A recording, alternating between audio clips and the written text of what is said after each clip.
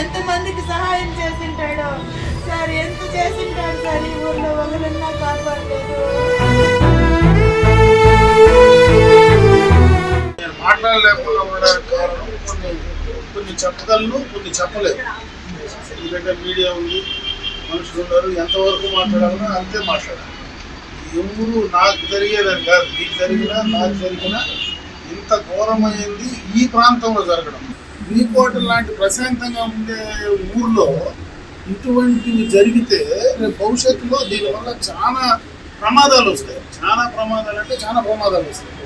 దానికి సొల్యూషన్ ఖచ్చితంగా గవర్నమెంట్ తీసుకుంటుంది. నేను చంద్రబాబు నాయుడుతో మాట్లాడినా, నేను హోమ్ మినిస్టర్ కూడా డైరెక్ట్గా మీతో అక్కడి నుంచి నేను హోమ్ మినిస్టర్తో మాట్లాడించిన, ఆయనతో కూడా మీటింగ్లో ఉన్నాడు కాబట్టి ఆయనతో మాట్లాడేదానికి అవకాశం లేకపోతే నేనే జరిగిందని చెప్పిన. ఇమీడియట్గా ఎస్పీతో, వాళ్ళ డిఐజీ కూడా ఎస్పీతో మాట్లాడినాడు, ఇంటెలిజెన్స్ డీజీ మాట్లాడినాడు. అందరూ కూడా దానిపైన ఉన్నారు.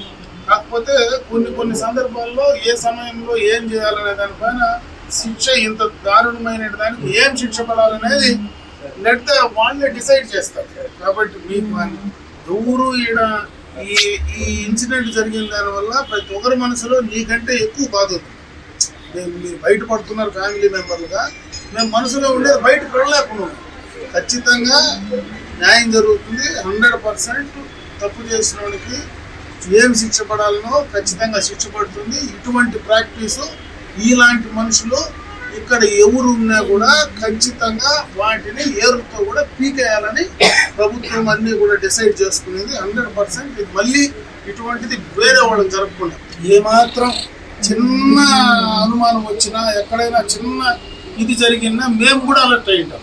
మాకు కూడా తెలియదు ఇంత పరిస్థితి ఉంటుంది, ఇట్లా జరుగుతుందని షాక్ మా అందరికీ. ఏమాత్రం కొద్దిగా మాకు ఇన్ఫర్మేషన్ పల్స్ తెలిసినా కూడా ఈరోజు ఈ నష్టం జరగకపోయాను. దురదృష్టం మా చేతిలో లేదు, మా చేతిలో లేదు. ఖచ్చితంగా ఏం చేయాలనో జరిగే తీరుతుంది. ఆయనకు కూడా చెప్పినాము, ఏ రకంగా న్యాయం చేయాలనో 100% చేస్తాం. నా వరకు 100% మీ కుటుంబానికి ఖచ్చితంగా అండగా ఉంటాం. మేమందరం కూడా ఉన్నాం. మీకు ఎప్పుడు ఏ అవసరం వచ్చినా నాకు చెప్పండి, తప్పనిసరిగా కూడా మేము మీకు చేయడానికి సిద్ధంగా ఉంటాం.